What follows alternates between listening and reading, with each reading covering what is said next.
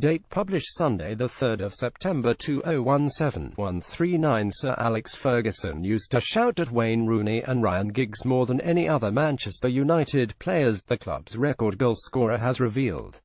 In an interview with TalkSport, Rooney discussed Ferguson's man management style, which included knowing how to treat each individual player in any given situation.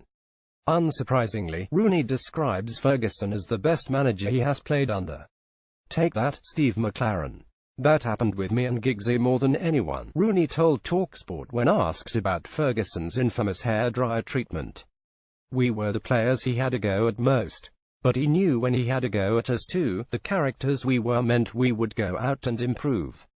There were little things like if you were under 25 you couldn't have a sports car. He was the best, but he never complicated anything. Nowadays sometimes there is a bit too much information, too much thought going into it. Sometimes all you need is you're better than them, go and win it." He had the balance right and his man management was second to none. He knew the players he could have a go at and those he needed to put his arm round.